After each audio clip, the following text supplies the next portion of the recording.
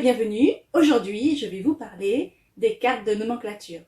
Les cartes de nomenclature servent à enrichir le vocabulaire des enfants.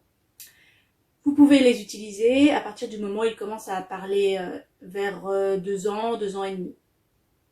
Avant, si vous sentez qu'ils sont prêts. Je vais vous montrer maintenant comment les utiliser. Voilà, donc les cartes de nomenclature sont rangées par thème. Pour vous montrer comment ça se passe, aujourd'hui j'ai choisi les animaux de la forêt. Alors, dans la pochette, on a 2 séries de cartes. La première série est avec le mot écrit en dessous. Voilà, donc là comme c'est les animaux de la forêt, on a l'écureuil, le chevreuil, le lapin, le loup, le faon, le renard, la chouette, le cerf, le hérisson, le sanglier. Qu'est-ce que j'ai mis d'autre? L'ours brun. La plupart du temps, dans chaque thème, on va avoir une douzaine de cartes. Alors la deuxième série de cartes, c'est une série qui est exactement la même. Hein, ce sont exactement les mêmes images, sauf que là, on n'a pas d'écriture. On n'a pas le mot écrit. Alors maintenant, je vais vous montrer comment on les présente. Donc celles-ci, les petites, on ne les sort pas tout de suite. Dans un premier temps, on va pouvoir nommer et expliquer ce qu'est chaque élément sur la carte. Donc là, pour les animaux, on peut expliquer à son enfant ce que c'est qu'un écureuil, comment il vit, où est-ce qu'il vit, ce qu'il mange. Et on peut faire, voilà, avec toutes les cartes. Si vous voyez que pour votre enfant 12, ça fait trop, vous coupez en 2. Et vous lui montrez que la moitié des cartes. Voilà. Et vous montrez l'autre une autre fois. Voilà. Parce que sinon, après, ça prend un petit peu trop de temps. La deuxième activité, on va nommer toutes les cartes en les posant au fur et à mesure sur le tapis. Et votre enfant va soit les répéter, soit pas. C'est pas obligatoire. Donc, on pose. Hop.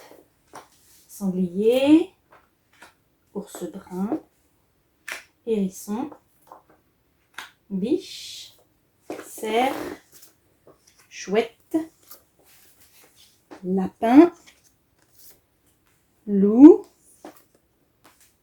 faon, renard, chevreuil, écureuil. Et ensuite, on va prendre les deuxièmes cartes, les petites, ce qui va permettre à l'enfant de dire une deuxième fois les mots pour mieux s'en souvenir. Et là, donc vous pouvez demander à votre enfant, s'il sait bien parler, qu'est-ce que c'est? Il va vous répondre un écureuil.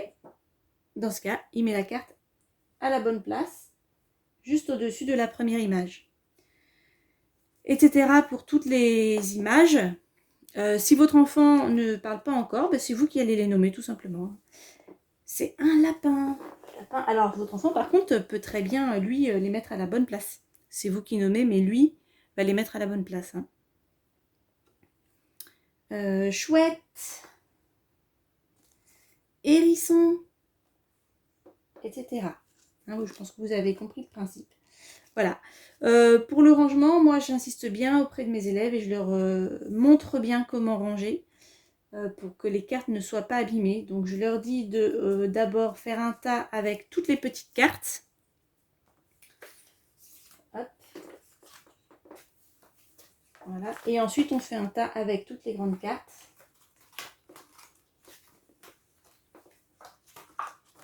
Hop. Voilà. Et ensuite, on peut les glisser dans la pochette. Alors, en ce qui concerne la pochette, moi j'utilise du papier cartonné ondulé.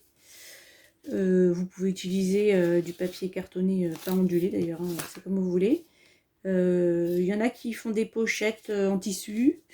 J'ai vu ça sur le net. Il y en a qui font des pochettes avec des feuilles plastifiées.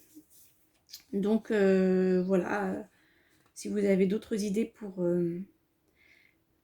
les ranger, eh bien, faites-nous le savoir, on est tous curieux. Hop.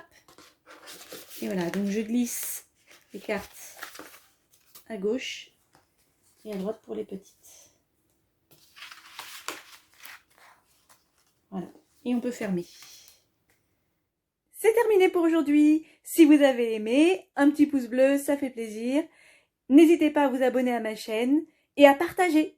Ciao!